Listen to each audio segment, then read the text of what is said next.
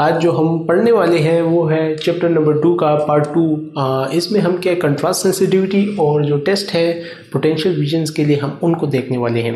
तो अगर सबसे पहले हम जो है कंट्रास्ट सेंसिटिविटी की बात कर लें तो इसमें सबसे पहले हमारे पास आएगा इसका इंट्रोडक्शन, उसके बाद इसकी टाइप्स, फिर मेजरमेंट इसकी किस तरह होती है, फैक्टर्स और इसके डायग्नोस्टिक एप्लीकेशंस। तो बहुत ही ईजी है।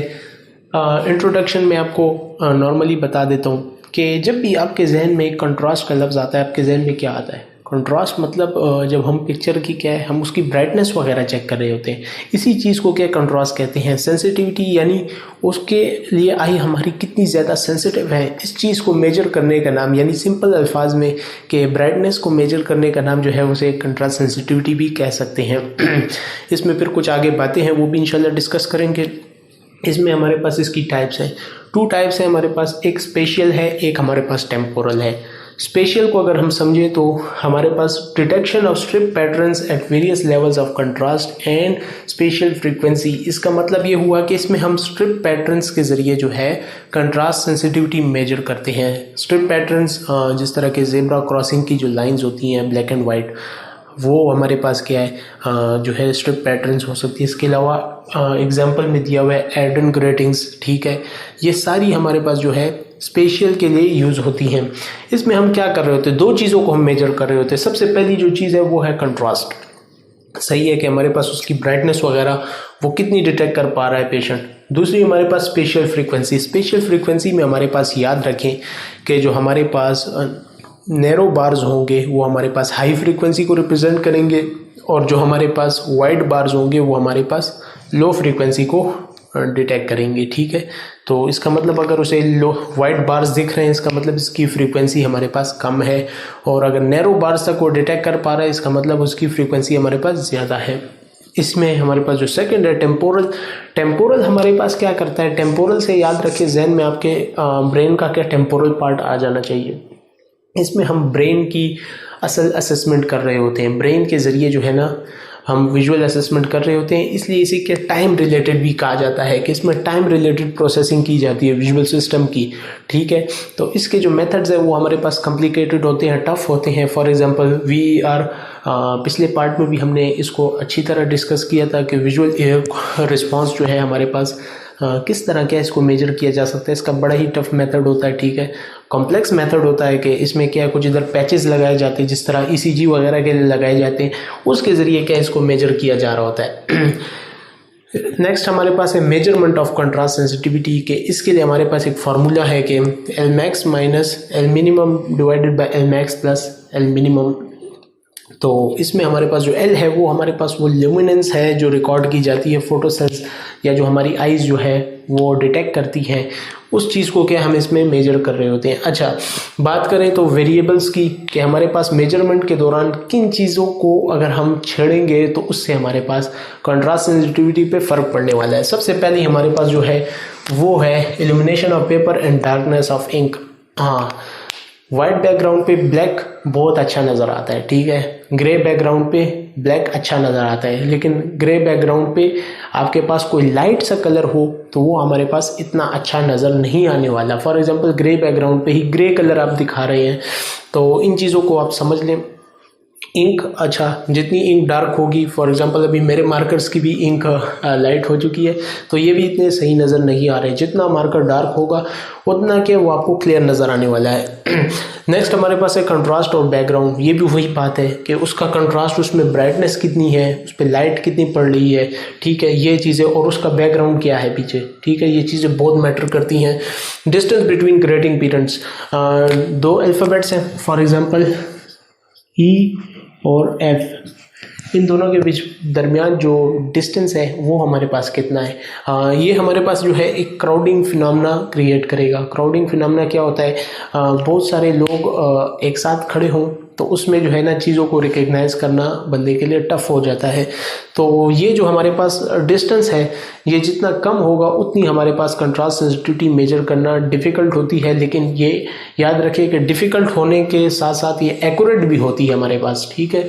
तो डिफ़िकल्ट से आपने नहीं डरना, जितना हमारे पास कंट्रास्ट सेंसिटिविटी चार्ट्स के बीच में डिस्टेंस कम होता है उतना हमारे पास एक्यूरेट क्या है कंट्रास्ट सेंसिटिविटी मेजर की जाती है। अच्छा, इसमें हमारे पास अब जो नेक्स्ट इम्पॉर्टेंट जो टॉपिक है और मैं समझता हूँ कि सबसे ज़्यादा ज़रूरी इसमें वही है कि हमारे पास जो कंट्रास्ट सेंसिटिविटी मेथड्स के जो तरीके हैं हमारे पास मेजरमेंट के, ठीक है, उसमें हमारे पास बहुत सारे चार्ट्स हैं। वैसे तो बहुत सारे मेथड्स हैं इसके मेजर करने के लिए, ठीक है, टेम्पोरल के भी आप यूज़ कर सकते हैं, स्पेशियल के भी यूज़ कर सकते हैं, लेकिन जो सबसे ज़्यादा क्लिनिक्स में यूज़ किए जाते हैं और जो बुक में भी डिस्कस हुए हुए जो कि मैं समझता हूँ बहुत इंपॉर्टेंट है। अच्छा, इन सारे जो मेथड्स हैं हमारे पास मेजरमेंट के, इसमें एक बात का आपने बहुत ज़रूरी ख्याल रखना है कि जितने भी मेथड्स आप परफॉर्म करेंगे उस सब में हमारे पास जो पेशेंट है उसने हमारे पास बेस्ट विजुअल एक्यूटी की जो है ग्लासेस वगैरह या जितनी भी पॉसिबल ट्रीटमेंट है वो उसने की हुई हो, तब उसके बाद हम उसकी जो है विजुअल एक्यूटी को कंट्रास्ट सेंसिटिविटी को मेजर करेंगे। उसमें सबसे पहला जो मेथड है हमारे पास वो एर्डन ग्रेटिंग्स का है।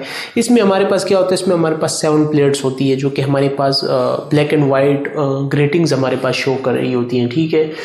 0.2 से लेके 6.4 साइकिल पर डिग्री तक हमारे पास उन ग्रेटिंग्स की वैल्यू हमारे पास इंक्रीज हो रही होती है। फॉर एग्जांपल फर्स्ट वन जो है हमारे पास उसकी 0.2 है और नेक्स्ट की हमारे पास 0.4 होगी। 0.2 का इंक्रीज हमारे पास हर प्लेट में होता जाता है, ठीक है। 57 सेंटीमीटर पे से परफॉर्म किया जाता है और इसी से हम क्या है जो है उसकी जो है कंट्रास्ट सेंसिटिविटी को मेजर कर रहे होते हैं। नेक्स्ट हमारे पास कैम्ब्रिज लो कंट्रास्ट ग्रेटिंग्स है। इसमें हमारे पास 10 प्लेट्स होंगी, ठीक है। बुकलेट फॉर्म में ये हमारे पास 6 मीटर डिस्टेंस पे हमारे पास हमने यूँ हंग की होती हैं, ठीक है, उधर लटकाई होती हैं और ये हमारे पास पेयर फॉर्म में हम उसे क्या है विजिबल करवाते हैं, ठीक है। वन साइड जो होगी हमारे पास वो ब्लैंक होगी और नेक्स्ट में हमारे पास जो है ग्रेटिंग्स होंगी, ठीक है।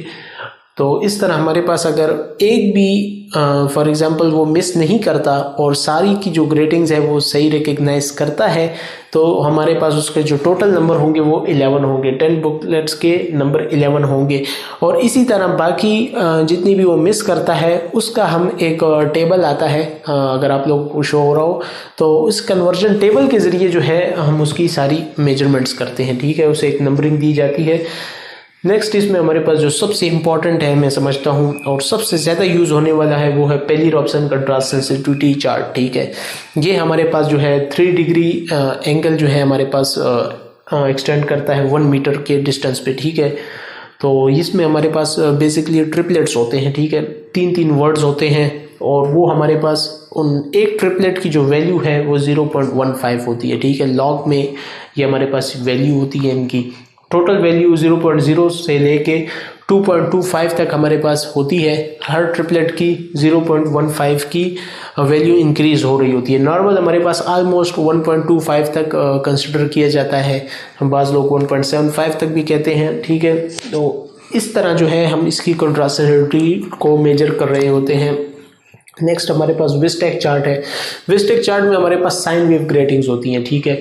ये साइन वेव ग्रेटिंग्स जो है हम 3 मीटर के डिस्टेंस पे उन्हें दिखाते हैं और इससे हम जो चीज़ मेजर कर रहे होते हैं वो सिर्फ एक डिटेक्शन जो है ना वो ओरिएंटेशन की होती है। फॉर एग्जांपल उसे 15 डिग्री क्लॉकवाइज नज़र आ रहा है या उसे चीज़ जो है ग्रेटिंग जो है एंटी क्लॉकवाइज नज़र आ रही है उस पेशेंट की सीटिंग के हिसाब से, ठीक है। तो इसमें ये मेजर किया जा रहा होता है। नेक्स्ट हमारे पास विक्टर विजन चार्ट और हमारे पास जो फैक्ट कंट्रास्ट सेंसिटिविटी चार्ट जो है ये दोनों ऑलमोस्ट सेम है। इसमें हमारे पास 3, 6, 12 एंड 18 साइकिल पर डिग्री तक फ्रीक्वेंसीज को मेजर किया जा सकता है। इसके मुकाबले में जो फैक्ट वाला है ये ज़रा ज़्यादा सेंसिटिव है कि ये 1.5 को भी मेजर कर लेता है, ठीक है। नेक्स्ट इसमें हमारे पास कुछ फैक्टर्स हैं जो कि हमारे पास कंट्रास्ट सेंसिटिविटी को इफेक्ट कर रहे होते हैं। अच्छा, मैं ये वर्ड जो है बोलने में मुझे बहुत ज़्यादा तकलीफ हो रही है, पता नहीं क्या वजह है। अच्छा, रिफ्रैक्टिव एरर्स हमारे पास सबसे पहले ये हमारे पास हाई फ्रीक्वेंसीज को इफेक्ट करेंगे, लो फ्रीक्वेंसीज को ज़्यादा इफेक्ट नहीं करते। फॉर एग्जांपल इसकी मिसाल आप लोग यूँ समझिए, किसी को बहुत ज़्यादा हाई मायोपिया है, ठीक है, तो उस हाई मायोपिया की करेक्शन लेने के बाद भी जो है उसमें अगर कंट्रास्ट सेंसिटिविटी का जो डिफेक्ट है वो हमें नज़र आएगा बहुत ही कम, ठीक है। ऐसा नहीं है कि उसकी जो कंट्रास्ट सेंसिटिविटी है वो बिल्कुल क्या उसका बेड़ा गर्क हुआ होगा, ऐसी कोई बात नहीं है। थोड़ा सा हमें क्या है माइन्यूट डिफरेंस नज़र आने वाला है। तो रिफ्रैक्टिव एरर्स जो है ये हमारे पास हायर फ्रीक्वेंसीज को इफेक्ट कर रहे होते हैं। एज हमारे पास हर डिके 20 एज के बाद हमारे पास हर डिके ऑफ जो लाइफ है ऑलमोस्ट 10% जो है हमारे पास कंट्रास्ट सेंसिटिविटी जो है रिड्यूस हो रही होती है, ठीक है। हर तकरीबन 10 साल कह सकते हैं कि उसके बाद हमारे पास ये रिड्यूस होती जाती है और अप टू जब तक बंदा जिंदा है, ठीक है। लेंटिकुलर चेंजेस भी इसी के साथ मिलती जुलती हैं, क्योंकि जब एज बढ़ती है तो उसमें लेंटिकुलर चेंजेस भी आ रहे होते हैं। एज से पहले भी आ सकते हैं हमारे पास, और एज से पहले अगर लेंटिकुलर चेंजेस आ रहे हैं हमारे पास तो वो हमारे पास लोअर फ्रीक्वेंसीज को ज़्यादा इफेक्ट कर रहे होते हैं। और फोर्थ जो सबसे इम्पॉर्टेंट मैं समझता हूँ कि ऑकुलर सिस्टेमिक डिजीज़ जो है हमारे पास आई में, रेटिना की, ऑप्टिक नर्व की, ठीक है, और जितना भी विजुअल पाथवे की, मीडिया की, जितनी भी हमारे पास डिजीज़ हैं, ये सारी हमारे पास कंट्रास्ट सेंसिटिविटी को इफेक्ट कर रही होती हैं। इन ऑकुलर सिस्टेमिक डिजीज़ के साथ ही हमारे पास इसकी डायग्नोस्टिक एप्लीकेशंस भी रिलेट करती हैं। कैसे? फॉर एग्जांपल हमारे पास कंट्रास्ट सेंसिटिविटी हमने मेजर की, वो हमारे पास कम आ रही है। इससे हमें पता चलता है कि इसके अंदर जो है ये फैक्टर्स जो हैं ये हमारे पास क्या, इनमें से कोई एक फैक्टर रिस्पॉन्सिबल होगा, कोई डिजीज़ इसके अंदर क्या प्रेजेंट होगी जिसकी वजह से हमारे पास इसकी जो नॉर्मल से वैल्यूज़ हैं वो हमारे पास कम आ रही हैं। तो ये हमारे पास एक इंडिकेटर है कि हमारे पास एक विजुअल सिस्टम जो है वो हेल्दी है या हेल्दी नहीं है। तो बहुत ही यूज़फुल हमारे पास कंट्रास्ट सेंसिटिविटी है, बहुत ज़्यादा इसका यूज़ है। आजकल तकरीबन हर क्लिनिक्स में जो है इनका यूज़ हो रहा है, क्योंकि ये जो है हमारे पास बग़ैर किसी टेस्ट किए, ठीक है, बग़ैर किसी मशीन के आगे बैठाए हम इसको बहुत इजीली क्या टेस्ट कर सकते हैं। तो इस हवाले से ये बहुत ही इंपॉर्टेंट टॉपिक है, ठीक है। और इसमें अब नेक्स्ट जो हमारे पास टेस्ट है वो हमारे पास है टेस्ट फॉर पोटेंशियल विजन्स। तो उनको देखते हैं कि इसमें हमारे पास कौन कौन से जो मशीन्स हैं वो यूज़ होती हैं। फॉर पोटेंशियल विजन है हमारे पास, इस चीज़ को पहले आप समझें कि ये पोटेंशियल विजन हमारे पास ये चीज़ें किसके लिए यूज़ होती हैं, ये टेस्ट। फॉर एग्जांपल हम एक पेशेंट की सर्जरी करने वाले हैं, लेट्स से कैटरैक्ट, ठीक है, लेकिन कैटरैक्ट के बाद, ठीक है, हमारे पास इसमें विजुअल एक्यूटी कितनी इम्प्रूव होने वाली है, इस बात का पता लगाना बहुत ज़रूरी है कि ये ना हो कि पेशेंट जो है कैटरैक्ट की सर्जरी पे भी पैसे इन्वेस्ट कर दे और उसके बाद उसको डिज़ायर्ड रिज़ल्ट भी ना मिले, तो ये उसका भी टाइम वेस्ट हुआ, मनी भी वेस्ट हुई और हमारा भी टाइम और मनी वेस्ट हो गई। इसके लिए जो टेस्ट होते हैं, फॉर एग्जांपल ये मैंने कैटरैक्ट की एग्जांपल दी, इसी तरह कॉर्निया की जितने भी डिजीज़ हैं उन सारी डिजीज़ के रहते हुए हम जो है विजुअल एक्यूटी को जो मेजर करते हैं, इस चीज़ को कहते हैं टेस्ट फॉर पोटेंशियल विजन। इस चीज़ को क्या हमारे पास क्या पोटेंशियल विजन को मेजर करना कहते हैं, ठीक है। तो उम्मीद है इस बात को आप लोग समझ गए होंगे। इसमें हमारे पास जो बहुत सारे कॉमन जो टेस्ट हैं वो इंटरफेरोमेट्री और पोटेंशियल एक्यूटी मीटर टेस्ट है, ठीक है। इन दोनों को इंशाल्लाह बारी बारी देखते हैं। सबसे पहले हम इंटरफेरोमेट्री के देखते हैं। इंटरफेरोमेट्री में हमारे पास क्या होता है? इंटरफेरोमेट्री में हमारे पास डार्क एंड लाइट बैंड्स बन रहे होते हैं, ठीक है, ग्रेटिंग्स ही बन रही होती है। ठीक इसी ग्रेटिंग्स का इस्तेमाल करके हम क्या विजुअल एक्यूटी को एसेस करते हैं कि आया कैटरैक्ट के बाद और या जो है किसी भी और सर्जरी के बाद उसमें विजुअल एक्यूटी हमारे पास गुड होगी या नहीं, इसमें ये कैटरैक्ट की सर्जरी करना हमारे लिए फ़ायदेमंद है या नहीं। अच्छा, इन बात याद रखें कि इन दोनों टेस्टों में जो है हमारे पास ये दोनों डिवाइसेस जो है स्लिट लैम्प के ज़रिए कनेक्ट होती हैं, ठीक है। दोनों में माइन्यूट सा डिफरेंस है और थोड़ा सा डिफरेंस ज़्यादा भी है कुछ जगहों पर, लेकिन यह है कि दोनों एक दूसरे के लिए एज अ कॉम्प्लीमेंट बहुत अच्छा काम करते हैं, ठीक है। इंटरफेरोमेट्री का हमारे पास जो प्रिंसिपल है वो इंटरफेरेंस के प्रिंसिपल पे काम करता है। कैसे? लाइट सोर्स से हमारे पास आई, ये कॉर्निया से स्ट्राइक हुई, लेंस से स्ट्राइक हुई, लेंस के बाद स्ट्राइक होने के बाद यहाँ पे हमारे पास इंटरफेरेंस पैटर्न्स बने, ठीक है। इंटरफेरेंस पैटर्न्स बनने के बाद हमारे पास लाइट एंड डार्क फ्रिंजेस नज़र आने लगे और इसी की बेस पे हमारे पास जो है विजुअल एक्यूटी रिकॉर्ड की जाती है। ये इसका प्रिंसिपल हो गया सिंपल, ठीक है। अब इसके अंदर हमारे पास टाइप्स हैं इसकी हमारे पास एक लेज़र इंटरफेरोमीटर है। लेज़र इंटरफेरोमीटर में हमारे पास जो है लेज़र यूज़ होती है, ठीक है। कोहेरेंट लेज़र लाइट यूज़ होगी, ज़्यादातर हीलियम और नियॉन लेज़र हमारे पास ज़्यादा यूज़ होती है। इसमें हमारे पास कुछ बेनिफिट्स हैं। पहला बेनिफिट तो ये है क्योंकि लेज़र लाइट यूज़ हुई है तो इसकी पेनिट्रेशन हमारे पास अच्छी है, जिसकी वजह से डीप मीडिया ओपेसिटीज़ के लिए ये हमारे पास ज़्यादा बेटर काम करने वाला है। दूसरा ये इसमें हमारे पास एक फाइन पैटर्न बनेगा, पेशेंट के लिए भी ऑब्जर्व करना आसान होगा। ये दोनों जो टेस्ट हैं ये हमारे पास सब्जेक्टिव है, इसमें पेशेंट की कोऑपरेशन बहुत ज़रूरी है हमारे पास, ठीक है। और इसमें लेस स्कैटरिंग के चांसेस हैं हमारे पास, क्योंकि लेज़र लाइट आपको पता है कि स्कैटर कम करती है। वाइट लाइट इंटरफेरोमीटर में हमारे पास जो है कंट्रास्ट उसका थोड़ा सा कम होगा। उसकी वजह क्या है कि इसमें हम एक पॉलीक्रोमेटिक लाइट, वाइट लाइट यहाँ पे एज अ सोर्स यूज़ कर रहे होते हैं। अच्छा, इन दोनों की ऑप्टिक्स को समझ लें, दोनों की ऑप्टिक्स ऑलमोस्ट सेम है, ठीक है, ऑप्टिक्स इनकी सेम है। इसमें ये बात की गई है कि हमारे पास जिस तरह इंटरफेरेंस में हमने बात की थी, एक टिपिकल सी एक डायग्राम होती है कि ये एक का मैक्सिमम पार्ट होता है, किसका मिनिमम पार्ट होता है। तो जो मैक्सिमम पार्ट है वो मिनिमम के साथ कॉरस्पॉन्ड करता है और हमारे पास फ्रिंज पैटर्न बन रहा होता है। जिस तरह के यहाँ पे अगर हम देखें कि ये फॉर एग्जांपल मैक्सिमम पार्ट है, तो ये मैक्सिमम पार्ट जो है ये हमारे पास वाइट बार्स देगा और जो मिनिमम पार्ट है वो हमारे पास डार्क बार्स देगा। ये जो ब्लैक लाइंस आपको दिख रही हैं, तो इस तरह हमारे पास एक पैटर्न बनने वाला है, ठीक है। उसे क्या है, हम डार्क एंड लाइट फ्रिंजेस का पैटर्न कहेंगे और इसी की बेस पे हमारे पास जो है सारी की सारी कैलकुलेशंस की जाती है। मैक्सिमा जो है हमारे पास जो है नॉर्मल जो है 33 डिग्री पर मैक्सिमा जो है ना, मैक्सिमा पर डिग्री जो विजुअल एंगल है वो हमारे पास 6/6 विजुअल इक्विटी के इक्वल होता है। जब 33 मैक्सिमा पर डिग्री जो है ये आपको वहाँ पर वैल्यूज़ नज़र आएंगी जब आप इस मशीन के ज़रिए एसेस कर रहे होंगे, ठीक है। उसकी अपनी वैल्यूज़ आती हैं जो कि फिर हमारे पास एक कन्वर्जन टेबल होता है। उस कन्वर्जन टेबल के ज़रिए जो है हम फिर उनको मेजर कर रहे होते हैं, ठीक है। फील्ड साइज़ में हमारे पास जो फ्रिंज का होता है नॉर्मल, ये जो फ्रिंज साइज़ आपको अगर दिख रहा हो तो ये हमारे पास नॉर्मल 1.5 to 8 डिग्री तक होता है, ठीक है। फिर इसकी जो हमारे पास टेक्निक है कि इंटरफेरोमेट्री को हम करेंगे कैसे, भाई ये सोचने वाली बात है। इसके हम 3 स्टेप्स में से डिवाइड कर सकते हैं। नंबर 1 तो ये एक्सप्लेनेशन टू पेशेंट। नॉर्मल हम उसे दिखा सकते हैं कि यार इस तरह के आपके पास फ्रिंज पैटर्न नज़र आने वाले हैं, जिस तरह के ये हो गया, ये हो गया, वो नॉर्मल नहीं है, सॉरी। तो इस तरह के नॉर्मल पैटर्न्स हम उसे दिखा सकते हैं कि, और आपने हमें उसकी डायरेक्शन क्या बताना है। जब हम उसे पहले से दिखा देंगे कि आपको क्या नज़र आने वाला है तो उसके लिए आसान हो जाता है। ये हो गई हमारी पहली बात। दूसरी बात ये instrument and patient adjustment. Instrument हम इसमें जो है स्लिट लैम्प का यूज़ करते हैं, ठीक है। स्लिट लैम्प में भी हम ख़ास जो है रेट्रो इल्यूमिनेशन टेक्निक अगर हम बात करें उसका हम यूज़ कर रहे होते हैं। पेशेंट की एडजस्टमेंट क्या है, जिस तरह स्लिट लैम्प में उसकी चिन हम क्या रेस्ट करवा देते हैं, ठीक है। फोरहेड क्या है उसका हम रेस्ट करवा देते हैं मशीन के ऊपर, ठीक है। पेशेंट बिल्कुल सामने देख रहा हो और उसकी जो प्यूपिल है वो हमारे पास फुली डायलेट हो, ये बात इसके लिए बहुत ही ज़्यादा ज़रूरी है। विजुअल एक्टिविटी मेजर करते हैं, इस चीज़ को आपने समझना है। रेट्रो इल्यूमिनेशन टेक्निक यूज़ होती है, कुछ इसमें जो है प्रैक्टिशनर की जिम्मेदारियां हैं और कुछ हमारे पास इसमें पेशेंट के काम है, ठीक है।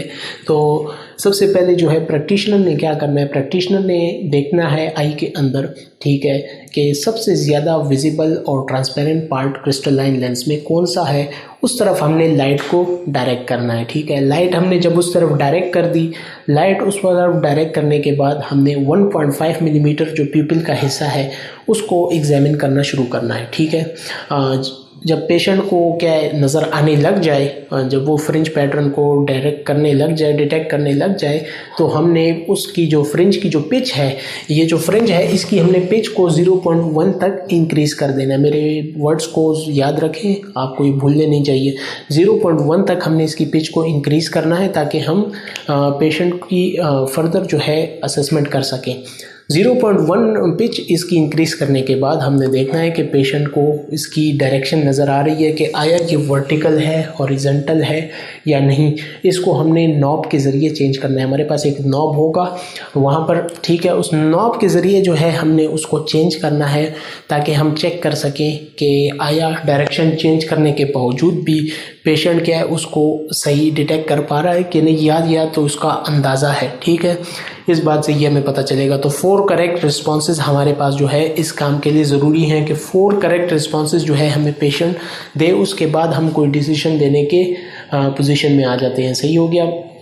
अच्छा, इसके बाद इंटरप्रिटेशन ऑफ रिजल्ट्स के, इसके रिजल्ट्स हमारे पास कौन कौन से केसेस आ सकते हैं। तो नंबर 1 केस जो है हमारे पास कि नॉर्मल पेशेंट हो, उसमें कोई भी हमारे पास मीडिया ओपेसिटी ना हो, तो उसको सर्कुलर फील्ड नज़र आने वाली है, इस तरह स्ट्राइप्स उसे क्या लाइट एंड डार्क नज़र आएंगे, ठीक है। ये हमारे पास हो गया नॉर्मल पेशेंट, ठीक है।